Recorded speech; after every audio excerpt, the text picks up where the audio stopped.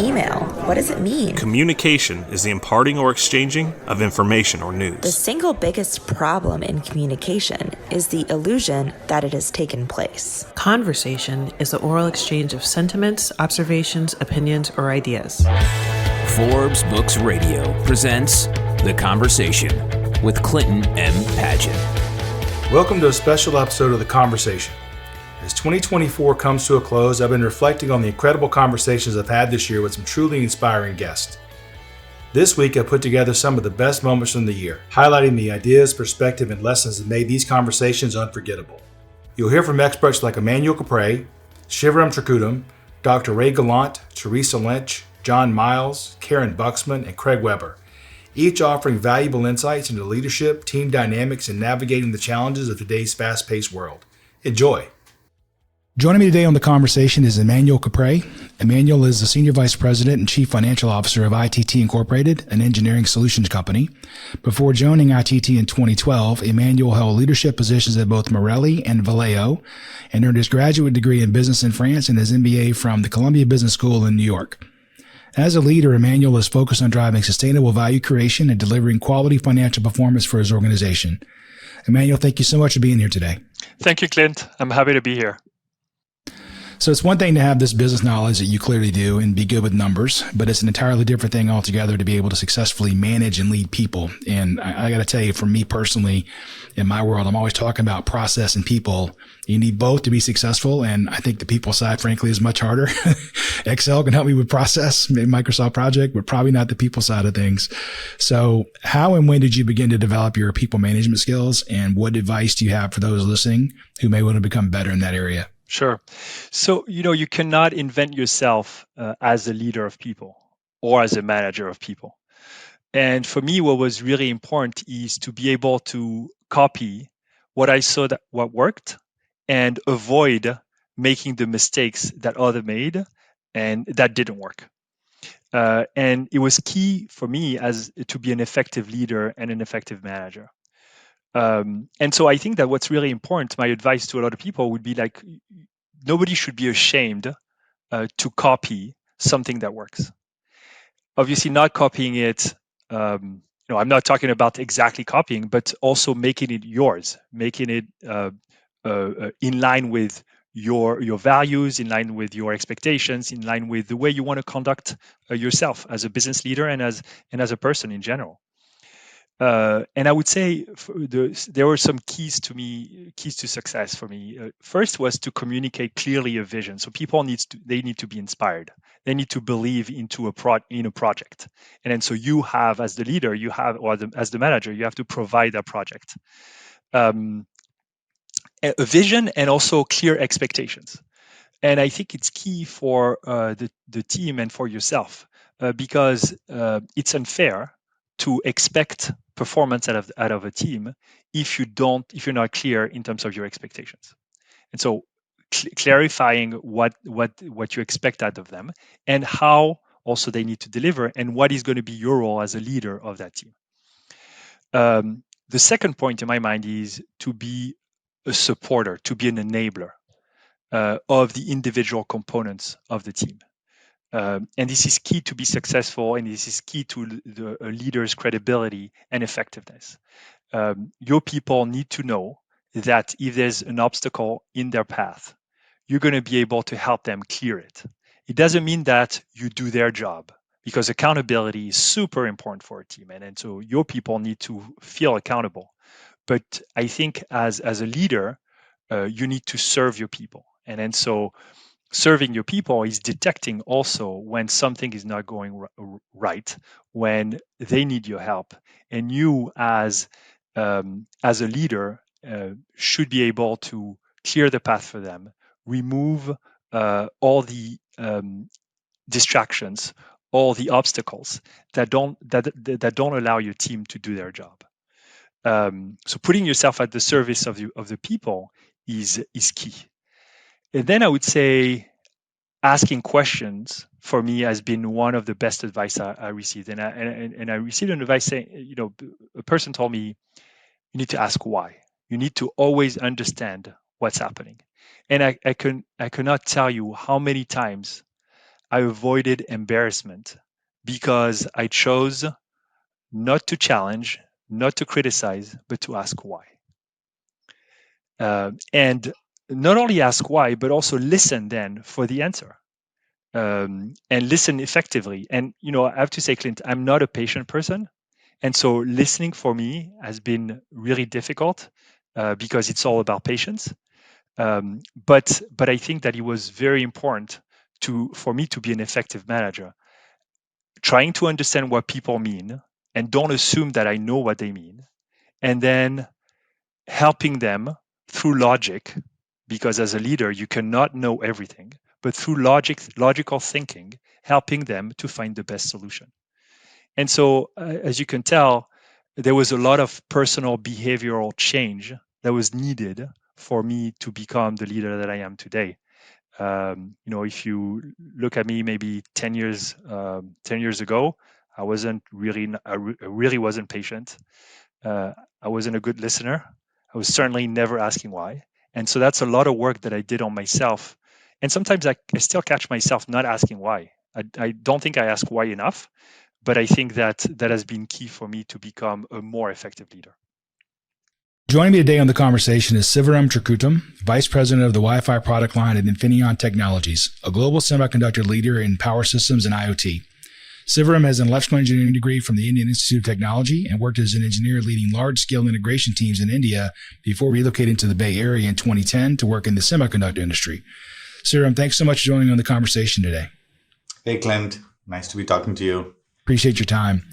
So I like to read the recommendations on the people that I interview on LinkedIn, and I read the recommendation section on your LinkedIn page, and people have written some really impressive things about you.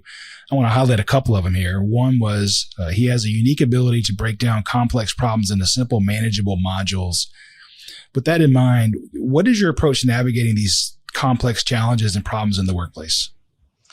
I think that comment that you read, it was probably from my earlier days in my career. And it was meant probably more from a design engineering context where, I enjoy doing that. When there's a complex design problem, break it down into simpler, more manageable pieces, and they all need to fit together when you're done with them, right? So that's something I had a flair for, and I used to do that early on. But as you grow, when you're, the conversation we just had, right, about running a complex cross-functional organization, the theory is the same, right? You end up with these complex problems, which in totality look very complex, and you can't possibly solve them at that level, right? You need to break it down into smaller chunks in order to attempt finding the right solutions, right? And that becomes even more important with cross-functional problems. And breaking it down into smaller, and again, you can't randomly break them. You have to find the right way to break these into smaller pieces, right? So because they need to all fit back together. And once you do that, it helps you plan better. It helps you think better about those problems. It helps you understand and track progress better and so on. And again, at Infineon, like I said earlier, we are all about the employees, and we are a people first, company. So if there are any issues with people's roles and responsibilities, who's doing what, how do all these things come back together, I'm always open to like hearing those challenges and help work those issues out between teams, right? And this is part of like a day-to-day kind of a job that I do these days. Right. No, I totally agree. Now, the second quote from LinkedIn that I wanted to mention was he quickly adapts to changing environments while keeping his team focused on delivering. So let's talk about leading a team through a period of change. And you've gone through quite a few different changes over your career. In those times, what was your strategy for keeping everyone rowing in the same direction in all this? I've spent 6 years in the Navy. So to me, you have all these problems coming across the bow. And how do you keep your boat tracking in the same direction? Yeah. So change is tough, right? To start with, for everyone individually and also for teams collectively. And to make matters more interesting, oftentimes you don't have the luxury of a dedicated downtime to implement change. It has to happen while you're doing other things. It's kind of like fixing a train when it's still running. And I try to focus on the clarity of communication, right? When you're dealing with change, and over communicate when necessary. it's also important to communicate the reason and the rationale for the change, because I find that getting the team's buy-in is very important. If the motivation, if the end goals, and the strategy to get to the end goal are clear to everyone and everybody's bought in, or at least most of the team is bought in, right?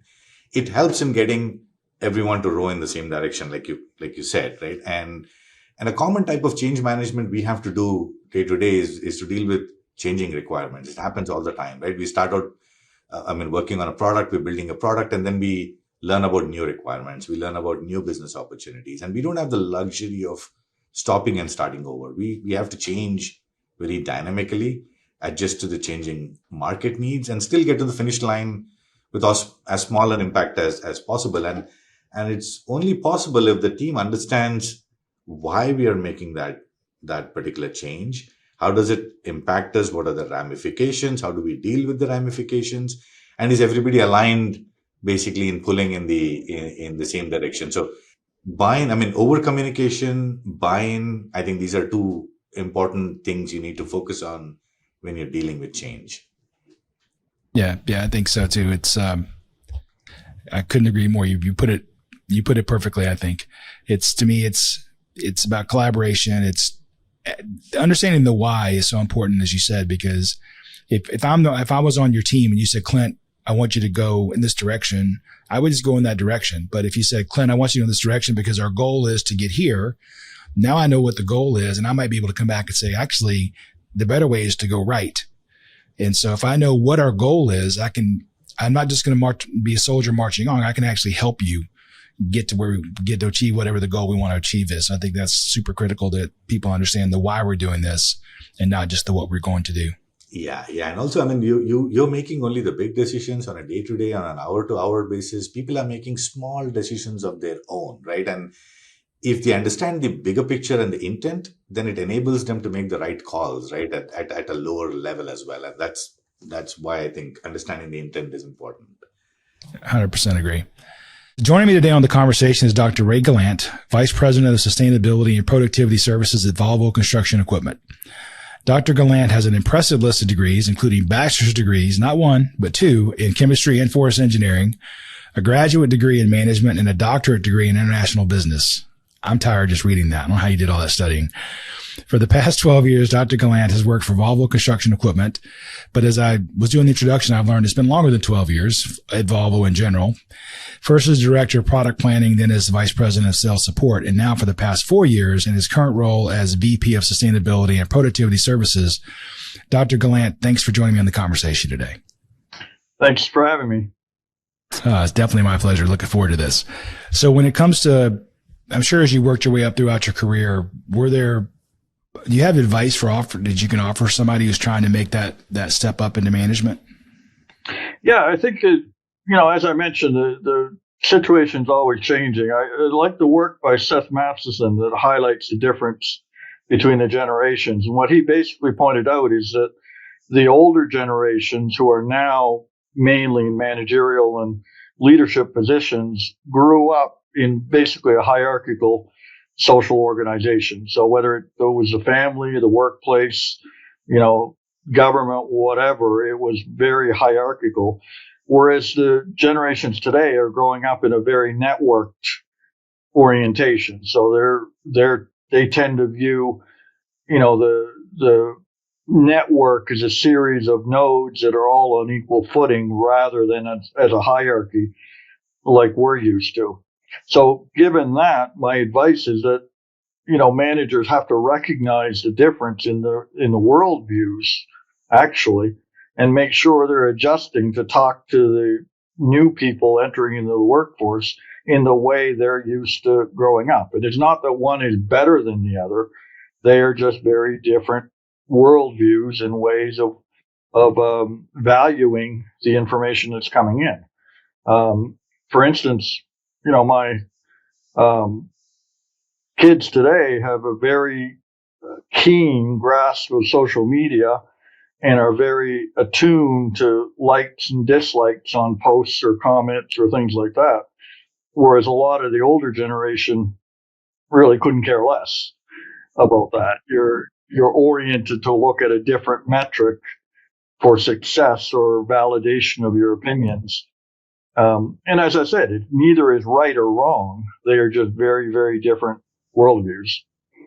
Yeah, I experienced that on a personal level when my son will text me from a different room and then 5 minutes later come find me. Why didn't he answer my text? I'm like, I don't know. My cell phone's over there somewhere. I've got it turned off. I don't know. So, he can't walk 2 feet without his cell phone, and I can lose mine all the time. But yet try calling them and they won't pick up the phone. Exactly. Like, what is this strange noise and why does it keep going on? Now, in your current role, you're really involved in bringing new ideas to life and creating a future that doesn't exist yet. Can you talk about your strategies for leading a team through things that are not done before or that are unknown? I think to me, the trick is that as a leader, you've got to bring out the child in everybody. So, the secret to being able to imagine a future and make it happen is to be free to do it, to awaken that inner child and let your imagination run free. And the benefit of dealing with a lot of technical people, engineers and the like, is that they can actually envision how to do it.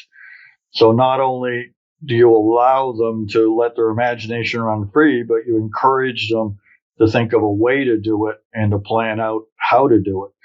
And I think that's very delicate because the first thing we have to do is, especially with engineers, is remove the fear of being wrong. When you're guessing about the future, the one thing is you're going to get it wrong. You don't know by how much or in which direction, but you will be wrong. You won't get it perfect.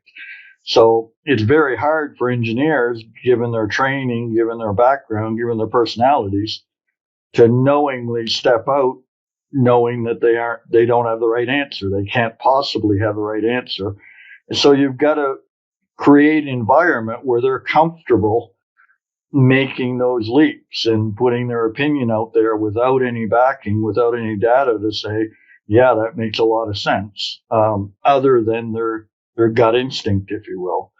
So I think that's really the environment you've got to create to free people to be willing to do that and able to do that, and away from their regular day-to-day job where we count on them to be right 99% of the time.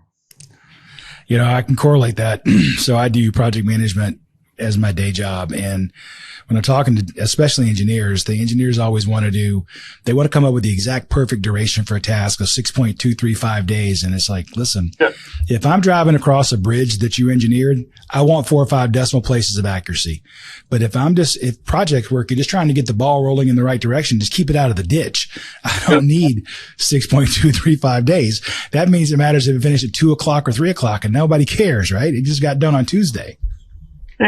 And again, it's not a matter of being right. It's a matter of recognizing when you're going off track and then being able to correct quickly and effectively to get it back to what you think is the right direction. But it's not about the end point. It's about the journey. Exactly. 100% agree. Joining me today on the conversation is Teresa Lynch, Vice President of Field Operations for Lennar, one of the nation's leading builders of quality homes for all generations.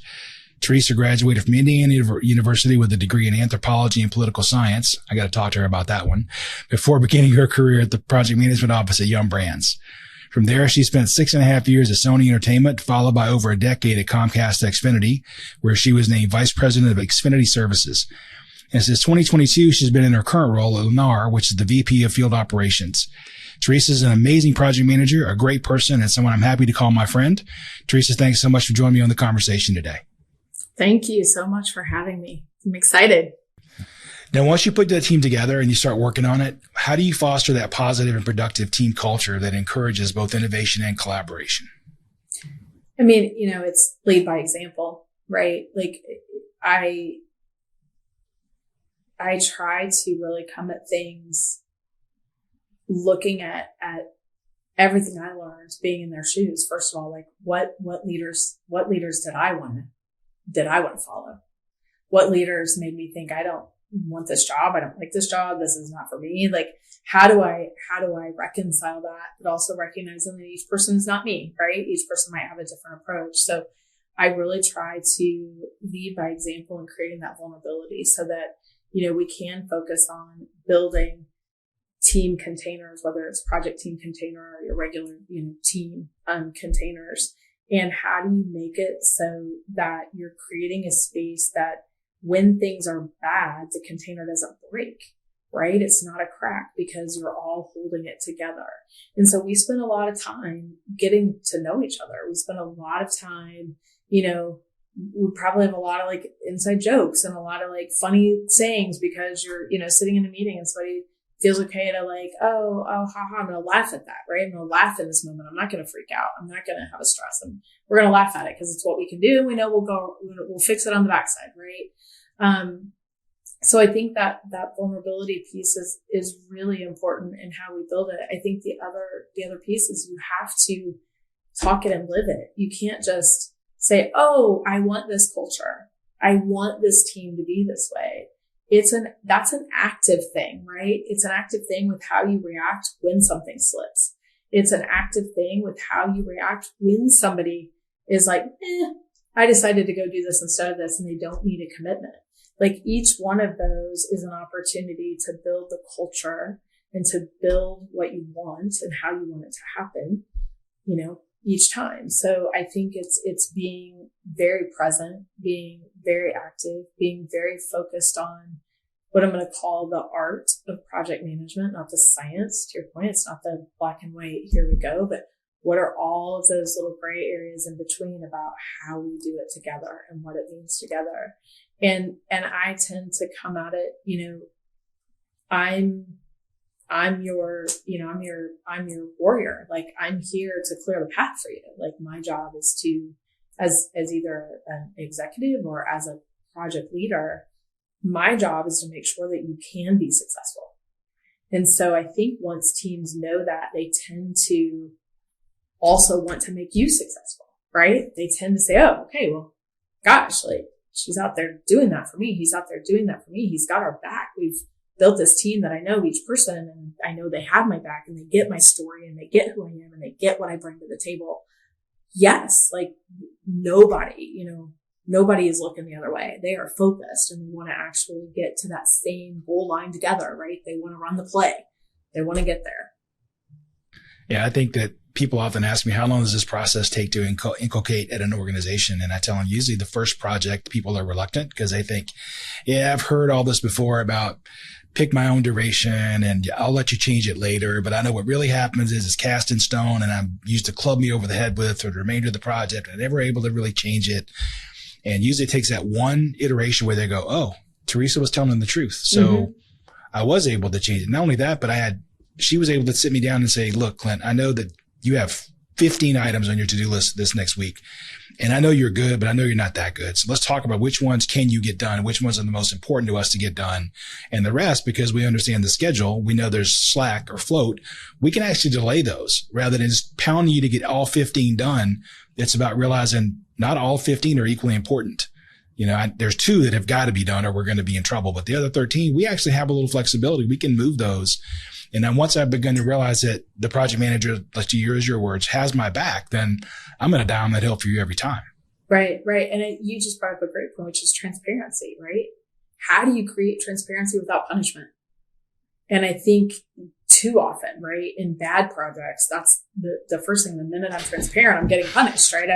I'm shoot the messenger. Right, exactly. And so how do you focus on that? And you focus on it by what you just said, like, it's the conversation. It's that transparency of like, this is how it works. This is how it's going to work. Like setting that up, being able to say, okay, no, I get it.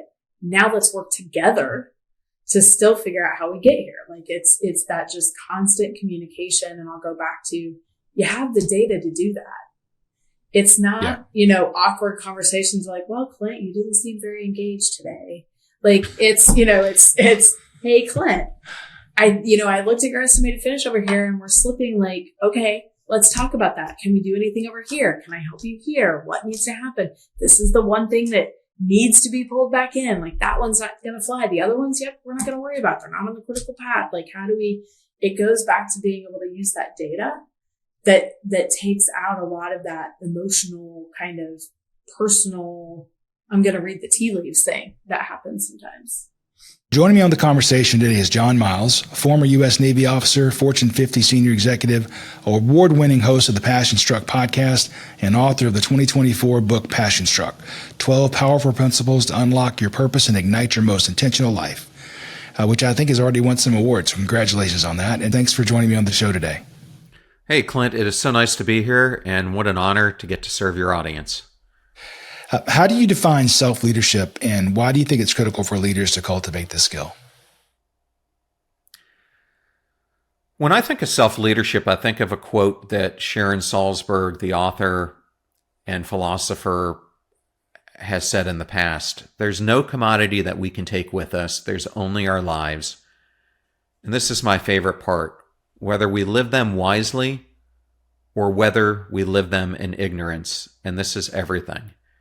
And to me, when I think of self-development, it's making the choice that she talks about. Are you going to live your life wisely, or are you going to live it with ignorance? Because both of them are a choice. And I think that's the thing we fail to see in life, is that every day we have tens of thousands of choices that we get to make. And most of the time, we end up living our life, I know a lot of people say, on autopilot. But I think it's the wrong analogy to how so many people are living today, because even when the plane is on autopilot, it's still going typically in a positive direction. I think the better analogy for how so many people are living today is if they're pinballs. And instead of playing the game of pinball and learning how to master it, we let the game master us. And the same thing happens with life. We are so unintentional about how we're living it that we let the distractions in the game of life, or pinball,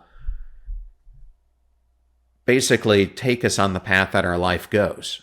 And so a lot of what my focus has been on teaching people is that everything, whether it's your physical health, your mental health, the strength of your relationships, your career, your financial success, are all built upon having the autonomy of the choices that you make. And it's really the choices that we make in the micro moments of life that have the most profound, long-standing difference in our lives. It really shapes, are we taking a path that's going to be to greatness, or are we taking a path that leads to, as Sharon says, ignorance or a valley of despair? And it's really that multitude of choices that build upon each other that take you in one of those two directions. And I think that's what really self-development, self-mastery is really all about, is choosing to live your life wisely. Now, I read that your motto, or one of your mottos, is make a choice, make it happen, and work every day intentionally towards whatever that goal is. Step into the sharp edges, do something that scares you, don't pull away, and don't overthink. And I was wondering, are there any strategies from your book that we can use to overcome the self-doubt that probably accompanies doing something that scares us? I think we need to examine, what does defeat look like in life? And I think sometimes we defeat ourselves even before we get to the battlefield, because we ourselves become our biggest critic. And one of the things that I try to make people see is that every day when they look at themselves in the mirror, they're looking at the greatest human being that they will ever meet in their lifetime. Because no one is as unique as the person that you see back in that mirror. But we're also the biggest critic we're ever going to see. And so the biggest mistake that we see ourselves do is we give up on ourselves in the midst of difficulty. And so the opposite of that is, what is true success in life? It means winning over the battle with ourselves. It's winning over that inner critic who tells us that we can't do the impossible things that we see in front of us. And so one of the biggest things that I encourage people to do, and it's something that I do, is we often hear of a bucket list and the importance of a bucket list. I think almost more important than the bucket list is our reverse bucket list. And so when I fear failure, or when that inner critic is speaking to me, I start writing out my reverse bucket list, which is all the accomplishments that I've made in my life that when I look back upon them, I never thought in a million years I would be able to accomplish. And once I start going through those things and what I have done, it really allows me to see the things that I'm afraid of, not as hurdles, but things that I can get over. And that's where you win life, because that's when you have won over your weaknesses. Joining me on the conversation is Karyn Buxman. Karyn is an international speaker, best-selling author, self-diagnosed chocoholic, and the real reason I'm so excited to talk to her today is she's a neurohumorist. She's a pioneer in the field of applied humor. Karyn is one of only 227 people in the world, one of only 39 women to be inducted into the National Speakers Association Speaker Hall of Fame. That's a mouthful. She has received the Lifetime Achievement Award from the Association of Applied and Therapeutic Humor. Didn't know there was one. Glad to know it.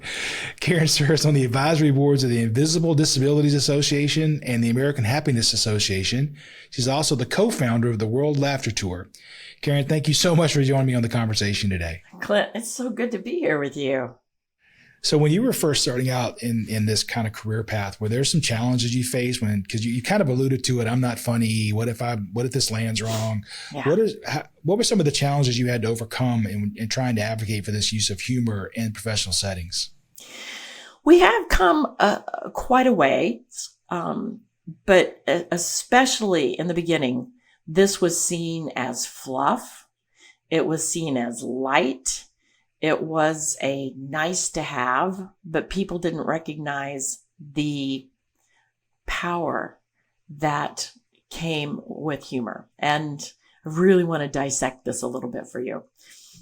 One of the things that I identified over my last even just 10 years of research really opened something up for me and for the people whom I work with. And that is that humor has three purposes. We tend to think of the purpose of humor as being entertainment.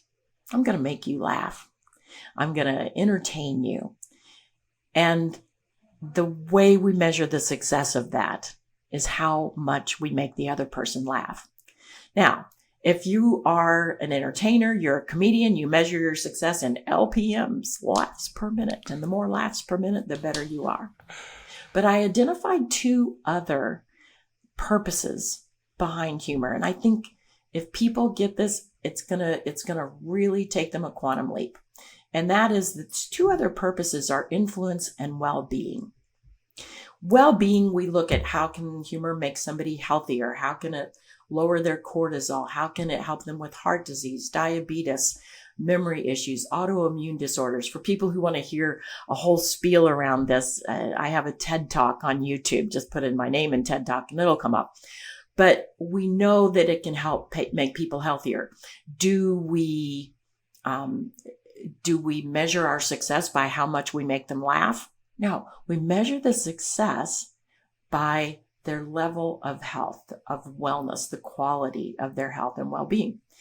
The third, the one that I think is so important for the audience who is listening today, is influence. One of the purposes of humor is influence. How do we use humor to persuade? How do we use humor to educate? How do we use it to inspire? How do we use humor to negotiate? All of these things fall under that umbrella. And again, do we measure our success by how much we made the other person laugh? No, we measure the success by, did we achieve our goals? What's the quality and quantity of our relationships?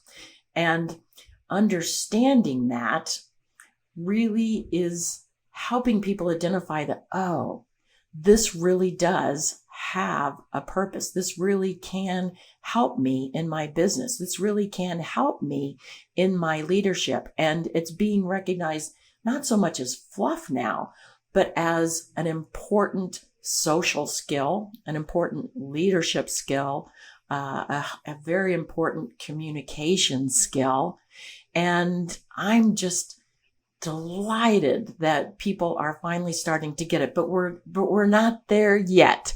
You know, there are still a lot of people thinking, well, that just that just doesn't sound like that could be possible. And that's one of the challenges for me, is that my mother told me when I was young, if it feels good, it's probably illegal, immoral, or fattening. And it was like, there's still this mindset that, it's too good to be true. But for those who embrace it, it's like, oh my gosh, this is the competitive edge. And, we don't have to be a mile ahead of our competition. We just need to be a little bit ahead of our competition, and to have this integrated into our teams, to have this integrated into our customer service experience, our sales experience, our leadership experience, really can help us just navigate and leverage the influence we have with others. And the outcome are things like likability. Robert Cialdini, one of his top principles in influence and persuasion. We can create trust. We can create that sense of relationship, rapport, bond. And humor can be used as a tool and as a weapon. So there are also guidelines, because when people come to me and say, but what if I cross the line? Here's the good news. There's no line. Here's the bad news. It's a moving target, and so over the years, I developed 7 competencies. And when leaders can recognize and embrace those competencies, now they have a tool that they can lead with. Now they have a tool that can really take their level of communication and influence up a quantum leap. And so it's not rocket science. I actually taught humor to NASA, so I did have to teach rocket scientists that humor is not rocket science, but I digress. Joining me today on the conversation is Craig Weber. He's the founder of the Weber Consulting Group, an alliance of experts who help cultivate more effective managers and leaders, and then help them build healthier and more adaptive organizations by treating dialogue as a discipline. And more on that to come. He's also the author of the best-selling book, Conversational Capacity: How to Build Your Conversational Capacity, Do Meaningful Work, and Make a Difference. Craig, thank you so much for joining me on the conversation today. Hey, thank you for having me. So, the title is Conversational Capacity. Can you what is that? How do you define what is conversational capacity? I assume it's not just the ability to talk nonstop. I assume that's not it. That's definitely not it. So it's a capacity. So I'll give you 2 definitions, 2 ways of thinking about it. One is it's the ability. This could be of an individual or an entire team of people. So it's an interesting framework in that it's both an individual and a collective competence. But it's the ability to have constructive, learning-focused dialogue about difficult subjects in challenging circumstances, and you could say across tough boundaries, cultural boundaries, personality boundaries, geographic boundaries, functional boundaries, you name it. And so a way to think about it is if you have a team with high conversational capacity, that team can put its most challenging issues on the table in a meeting and do exceptionally great work around them.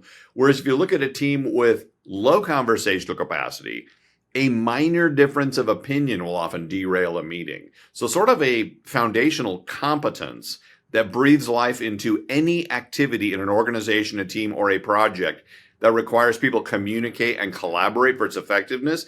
But it's this baseline competence we're often not paying much attention to, partly because we lack good, rigorous constructs or even making sense of it. And then there's this second way of thinking about the concept, and it's a little more operational. And I talk about high conversational capacity as the ability, again, of an individual or a team of people to converse with each other in what I call the sweet spot in a conversation. And the sweet spot is that place, say, in a meeting or a conversation where 2 critical variables are in balance. And on the one hand, if you're in a room full of people with high conversational capacity, you're not wondering what people are thinking about the issue you're wrestling with or the decision you're trying to make, because candor is extremely high. That's important. But unfiltered, unfettered candor is not a good thing. And so in the sweet spot, that candor is balanced with lots of curiosity. People are open-minded, they're inquisitive, they're intellectually humble, they're eager to learn. And that is a good place to operate. People are being open, direct, and honest, but at the same time, they're intellectually humble and eager to learn and inquisitive. That's the sweet spot. And what tends to happen under pressure when you have low conversational capacity is people and teams begin to trigger out of that sweet spot. Some people start shutting down. Some people start heating up. So you can define conversational capacity as the ability to stay candid and curious under pressure. That's a great definition. And we're going to come back to some of those other words you mentioned, like sweet spot, and I'll throw a couple other in, like minimize and a couple of other things. So that's a great introduction. What are some of the symptoms of low conversational capacity? Yeah, that's a good question too. Two basic symptoms tend to crop up in a team or an organization or a project when conversational capacity is low. They kind of are like blinking red lights that signal warning, danger, we're in over our heads here. And one of the symptoms, one of those red flashing lights, are undiscussable issues in a group or a team. So I often, when I'm doing a workshop, I'll ask the group, how many of you have been in a meeting where, if you think back on it, the most useful part of the meeting was the break? So because people are talking in the hallway, they're talking in the restroom, but they're not talking in the meeting. So that's one symptom conversational capacity is low, is undiscussable issues. Those issues that are far more likely to come up in the parking lot after work than in the meeting. And that's a sign of low candor, right? So we're out of the sweet spot. Candor is low. People aren't talking about stuff they should be talking. The other side of it, when it's low curiosity, are unproductively discussable issues. Yeah, they come up, but it isn't pretty. The conversations spark far more heat than light. You see people arguing, bickering, headbutting, getting increasingly testy because curiosity is low. High candor, low curiosity, and we're arguing. If we're out of the sweet spot the other direction in low candor, we're not talking about things we should. So those are the two big symptoms you want to watch for: undiscussable issues and unproductively discussable issues. Okay, I'm gonna tie into that first one. In that, after reading the book, I got to be honest. I don't think I want to get on a plane or spend any time in a hospital anytime soon. Right. For those of you who haven't read the book yet, he uses a lot of examples that are in the air and in the hospital where the outcome was suboptimal, all because of this lack of or low conversational capacity. Can you tell us? I think we've covered them all, but we have what you call the sweet spot, and you have your conversational capacity. And then the two words I want to throw in there are minimizing and winning. So when you say somebody is minimizing or winning, what does that really mean? And why is it bad? Yeah. So, yes, and to your point, I tend to use a lot of examples where it's high risk, high import situations to kind of drive home how powerful some of these reactions are. And staying in the sweet spot, candid and curious, is a fairly simple idea in concept. In practice, it's tough because our defensive emotional reactions work against us. And there's two big ones. You just named them: the need to minimize and the need to win, as we describe it. And the need to minimize, the idea would be, I walk into a meeting and I have a concern about a decision. I intend to speak up. I really do. I want to speak up. I want to say something. I want to put my 2 cents on the table. But then something inside says, hold back. Whoa. Pump the brakes here. You don't want to become a non-team player. You don't want to look like a malcontent. And so suddenly I begin to leave the sweet spot and become less and less candid, because what's getting triggered is a need to want to minimize the level of negative emotion, tension, discomfort, or risk in the conversation. So suddenly my need to play it safe begins to overwhelm my ability to be candid. And it's not a conscious choice. If I'm just choosing not to speak up, that's a choice. It's when I intend to speak up, I plan to speak up, I need to speak up, and I don't speak up. There's that need to minimize overwhelming my good intentions. So there's a really strong overlap here with the emotional intelligence research and amygdala hijack. I may walk into a meeting with a clear set of intentions, but my behavior goes in a different direction because my defensive emotional reaction hooks me and pulls me off my game. Now, the need to win, you asked about that. That's when I get pulled out of the sweet spot in the other direction. So I go into a meeting and I've got an idea and I put it on the table with the full intention of having a good collaborative dialogue to try to create a good idea. But as soon as someone disagrees with my thought or my view, instead of inquiring, instead of getting interested, instead of getting curious, I get argumentative. Because my need to win, to be right, to get my way, to sell my view, to get you to agree with me, hooks me. And suddenly I'm all candor, no curiosity. I'm belittling your view. I'm talking over you. I'm rolling my eyes and making sarcastic comments, whatever it might be. So what we need to do if we want to build our conversational capacity is not turn off these defensive emotional reactions, that need to minimize and that need to win.